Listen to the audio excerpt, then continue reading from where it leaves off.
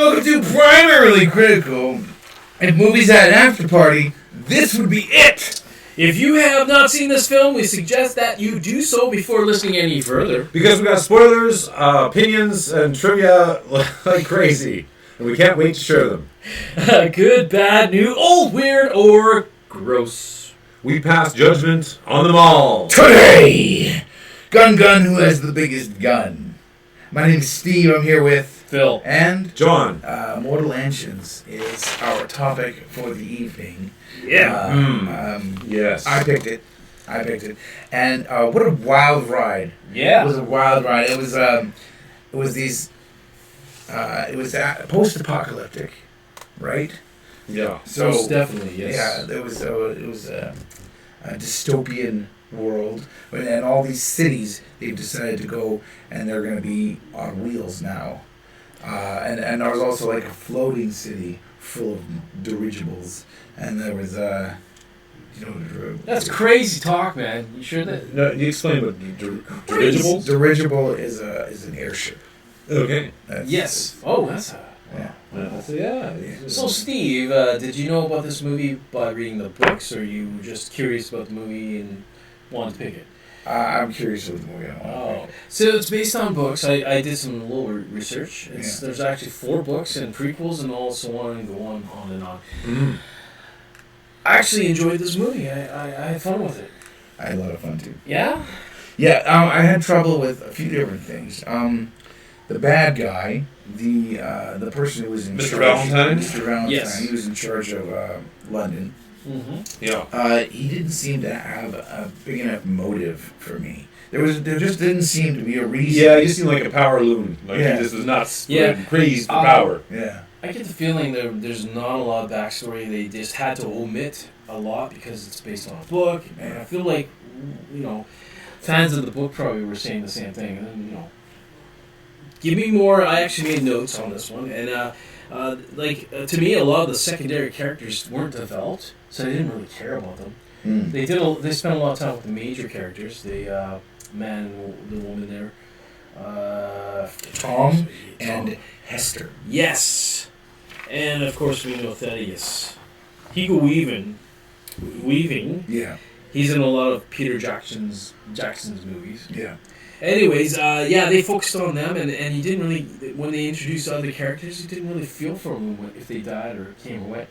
And the city and stuff, you never met anybody from the city. It seemed like they were missing a lot.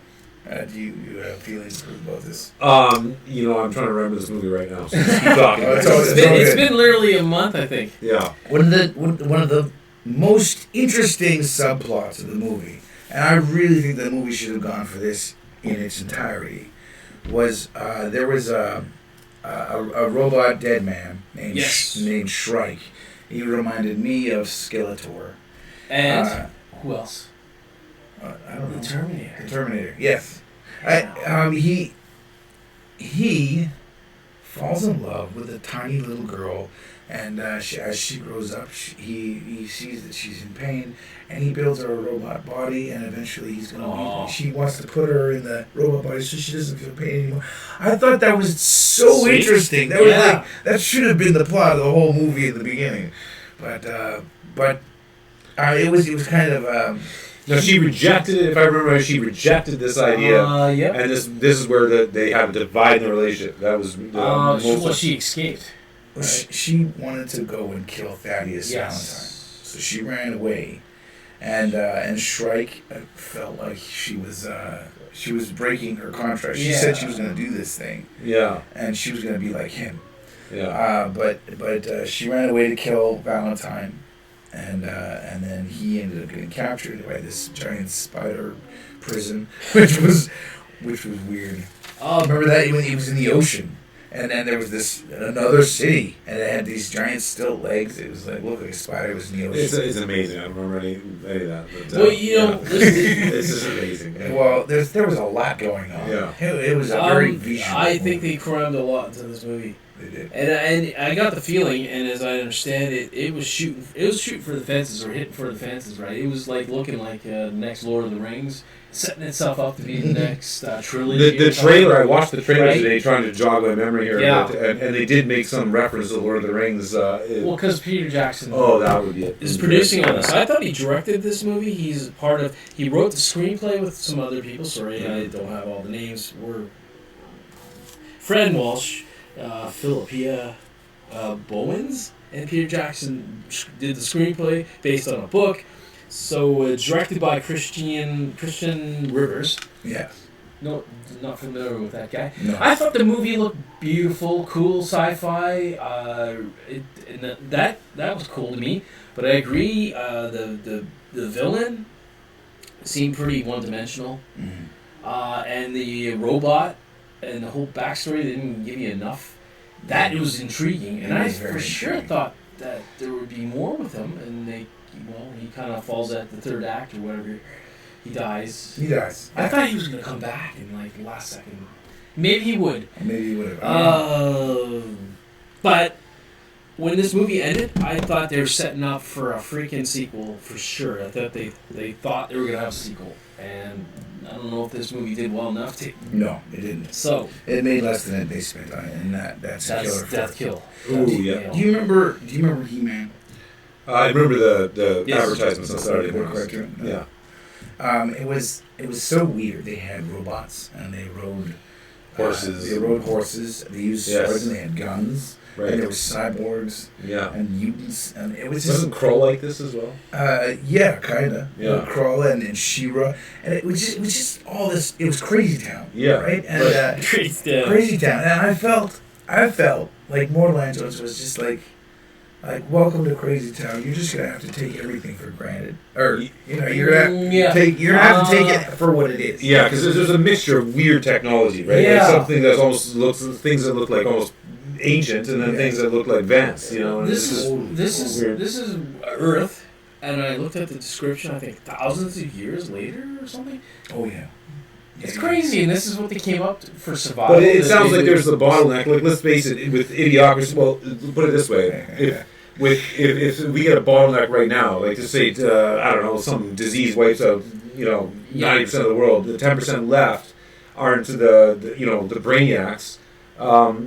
What are we gonna do? We could develop a very primitive civilization using kinds of weird contraptions, stuff like that, right? Because you don't have the structure to put together high technology. But they seem to have some technology at the end of it all. They amassed this crazy weapon. Yes. But what the hell were they powering these things with? They're like, where are they getting? I know the point. This is true. I mean, what kind of gas does it take to Are they run? running on like fossil fuels, or are they running off nuclear power?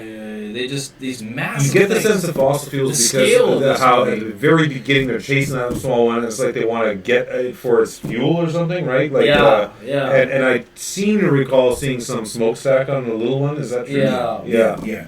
And they what they did was they tore the little guy around. Did they ever really Yeah. explain it? And that's what's maddening. Like, couldn't we get more backstory of it? I don't know. Maybe It would have been another hour into the movie. Right? And it was a 2-hour-long movie. Yeah. But I still enjoyed it. I had fun with it. And I gotta say, it reminded me, I made a list of the movies, it reminded me of like Dune. Oh yeah. Snowpiercer. End of the world kind of scenarios where they're Waterworld? looking. Didn't think of that one. Yeah. Waterworld. Road Warrior. Road Warrior. Yeah. They're all like lusting after resources, and it's the end of the world for whatever reason. I don't know what ends this world or makes this world where it, what's the struggle? Why did it happen? Nuclear war or whatever. They don't go into that, do they? No. Remember that. They do talk about the 90-minute war. Yeah, I heard something about that. And Yeah. I got the impression that humanity went quite a bit further before people decided to end it all. Yeah. Or before the 90-minute war. Before the 90-minute war. But it's crazy that they would decide, okay, we're gonna move our city. We're gonna move around this. It's we're gonna fun. turn it into a It's car. fun, just like Snowpiercer about a freaking train going around the planet. It's crazy. Yeah, so I liked it, So- but I like that. Just crazy. Now, in the end of this, if I recall, there's like a big wall and beyond that wall are non-mobile cities. That's right. Yeah, and it's Asia, right? Anti-trackers, or anti-traction people. Yeah. So that's like what's left of sort of like the original world, or whatever. They preserved it or something, or I guess they don't really explain that. You don't really get to see it. I think it's just one. I think the east. Okay, so they have this area, but other than that, the sense is the entire Earth is cities moving around on wheels. Yeah. I guess so. Yeah. Well, some fly. Some some fly. Yeah. they had the one like bounty hunter people that were underground and above ground. Yeah. Yeah, I had fun with this. I like the sci-fi. Just go for it. Crazy, ridiculous, just preposterous. All right. Technology. Towards the beginning, we see a museum inside of London. Mm-hmm. And the curator of the museum is a dude named Tom, and he's our guy. He's our dude. Yeah. And they talk about the American gods, and they show us a couple of statues of minions from the movie Minions. Oh, right. Yes. Remember this? Yes. Oh, yeah. And like they have some pretty obscure ideas. Like they prize a toaster, and they have the screen age. They have a whole display for that where they have these screens. Also, Brazil. You get a taste of Brazil from the round screens in the movie. We're talking about other movies that you think of when you watch this, right? Yeah. Brazil, yeah. I'm getting off topic. Oh no, nothing's off topic. Brazil, the movie. Yeah. I thought you were talking about the country. You're talking about the country. Yeah. No. Okay. No, you're right. Very much so. Yes. Yeah, So in the movie, they want to power this weapon by old tech. Right. What did they mean by old tech, really? Cause I think it's pre-9/11 war tech. Yeah. Yeah. Okay. So having a computer, there seemed to be no computers. It seemed a very gear-oriented world or something. Well, it seemed to me like why would you be running? It's sort of like the example I said. You have a bottleneck in the population. You lose all the infrastructure. You lose all like Silicon Valley's gone, all that stuff, right? Yeah. So now, but nuclear weapons would still exist, but nobody would know how to work them. You need to get the right people together, figure out, get the right brains together. And this could take, how many years before somebody could actually, and then find the parts and all that.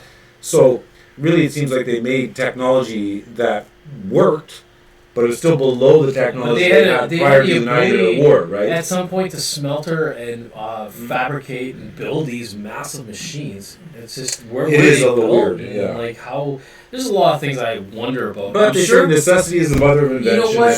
I think this movie thought it was going to be bigger and would have been successful and would have done sequels and they would have told us more about this world, but we just didn't get it at this point. You were saying something about idiocracy. Mm-hmm. I don't want you to lose or forget what you were going to say, but they have giant penis. Do you remember they have these? If you're all serious, and then you drop the penis. Monster trucks. They have giant monster trucks with penises. And we had a problem with thinking, well, how would they build these things if they were all idiots, right? Oh, this was an idiocracy. Yeah. You're right. Yes. I'm sorry, I'm bringing in a lot of movie That's references. okay. I love it. Yeah. It's all good. It's all fair. I don't know what I was going to say about idiocracy. I mean, I think I think we are living in idiocracy. In fact, we have been living in idiocracy for a very long time. We're definitely. Is that because there is no one person that can figure out how our best machines work? It takes teams of people to work to figure out. They only know their components. And if everything's digitized, if manuals don't exist, like hard copies, printed books, manuals. You know what I mean? Yeah. If it's digitized and it's all stored in the cloud and it's on a hard drive, and that gets bombed or exactly. We have the 90-minute war. We're going to be in a big problem, and it'll take us a long time to build our technology. And it was probably what's the bomb they talk about? Electric, magnetic. That's going to wipe out all electronics. Oh yeah, I know what you're talking about. Yeah, it's you're talking about Call of Duty here, right? Well, yeah, but it's not. It's a sci-fi kind of weapon that people think. Yeah. So that's maybe what happened. Everything electronic got wiped out. Then people were like, "Oh, can't live," and then it slowly devolved, and then the people that could build up survived. Yeah.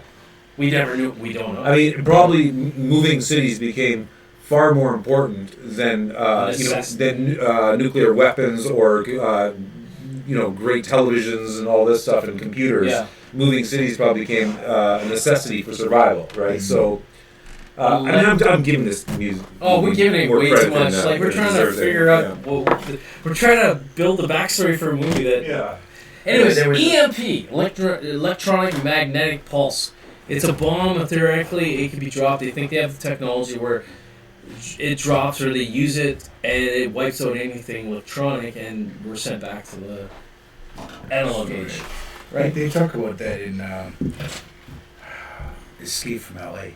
Yeah, it's a staple in sci-fi. But should we get into this trivia? Sure, it's some good stuff here, I'm sure. In the Mortal Engines book series, Hester, that is our protagonist.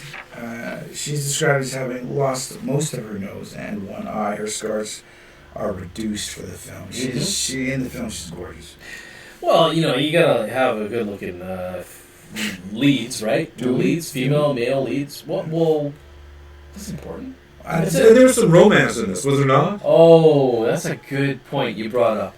At the end of the movie, you feel like there's some romance, there's some sparks. Sexual tension. Because he was, yes. Okay, well, I wouldn't go that far. But he was willing to sacrifice his life.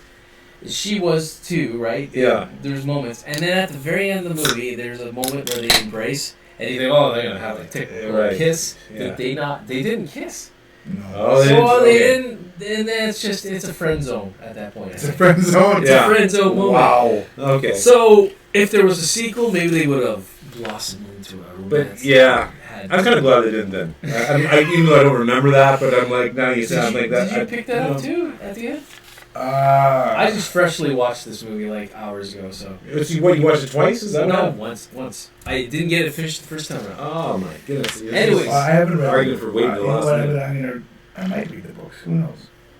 I might read the books. Because, well, I have to learn to read first, so I mean, they don't want to put the poor actress in a makeup chair for 6 hours every morning before they can even start shooting. And I can understand that, the practicality of that. Yeah. But they could have just hired an actress with no nose and one eye.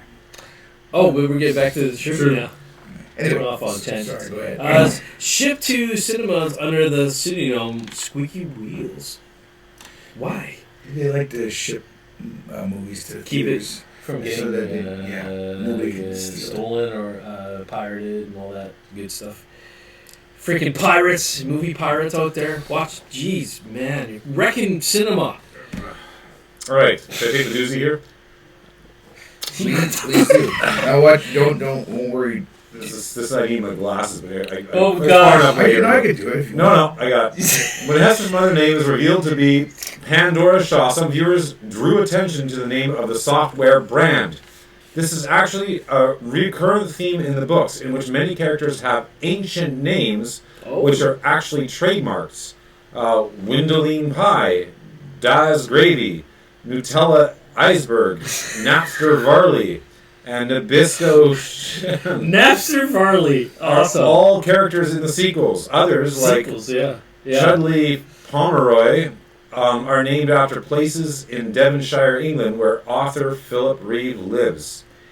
Oh. No, does this, I mean... I think he's just bad at naming characters. That's what I'm thinking. I think he's just not that creative. He's like, I don't know. What do I call them? This is what I deduct from that piece of trivia, is that this movie was written around Napster time, which was around the 2000 period. True, yeah. Because Napster Varley is awesome. That is awesome.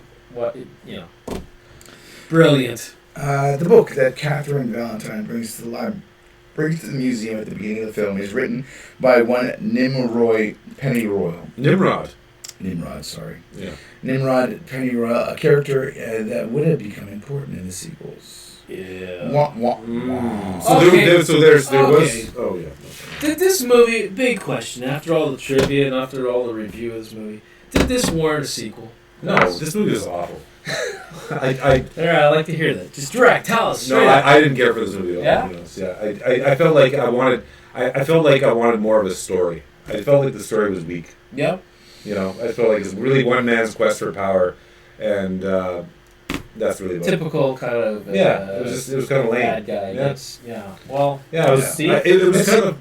Sorry, just the last thing. The way I describe it is like Saturday morning cartoon plot. It's like it's like the bad. I'm the bad guy. Like a Grindhouse, Grindhouse really, movie, like a B-flick movie. Yeah, it's just like that. It was too simple. very shallow and Too much story, not enough book. It's a tale. I like that. I like that. Have you? Is that you just coined that? I just coined that. That's Too much story, not enough book. You're gonna be famous for that. I'm gonna be famous for that. I agree. I think I had fun with it, but I like the visuals. Yeah. I liked a lot about it, but the story was thin. With the money they spent and all the special effects, they could have done so much more. And they felt like they were just banking on this to be sequel worthy. And it's weird. It's like they put the cart before the horse. Yeah. Right? Absolutely. I always say good movies made by good characters. They didn't really make good characters. They're weak. And and then you put all this money and all these special effects, and you're missing a key element to every good movie. Yeah, and it's crazy when you're dealing with that big of a cast and big of a effects and budget and all the pieces moving. They couldn't just get the heart of the movie right. I have one little question. When Catherine Valentine, and right at the beginning, when she is introduced to Tom Nesworthy, did you think that was going to be the romance of the movie? I thought so. I thought these two are desperate. Yeah, but they didn't. Yeah, right. They didn't develop that. And then Tom. And they gave her. Gave her a side quest or something, and she hooked up with some dude in the engine room and. I think I initially did think that. Yeah.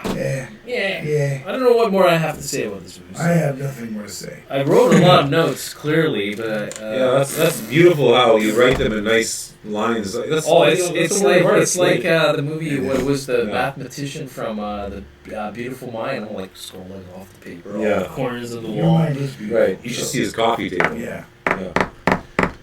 It's something to be proud of. Nice. Okay. Thank you so much for joining us. We are primarily critical. Our website will probably be up and running sometime soon. It's always running. What are you talking about? We're on YouTube. We have a YouTube channel. We have the Twitters under Prime Critic, and we have an Instagram page. You know what? I should probably post something there while we're all together. You do whatever you feel like. I do me. Yeah. You do yourself, man. Be yourself. Live your best life. That's it. That's all that. I'm going to end on that. Words of idiocracy. Of course, if you have a mortal injury situation, it's probably not your best life. Bye bye. Oh, you got a remote? We got the. Is this remote? No, this is. So. Just keep doing it, Phil. There's a lot of crosstalk right now. You know what I'm talking about? Crosstalk. Oh, crosstalk. Don't talk over each other. Bye. We'll cut that out, right? Now will be the cutoff. Maybe now. No. No, maybe now.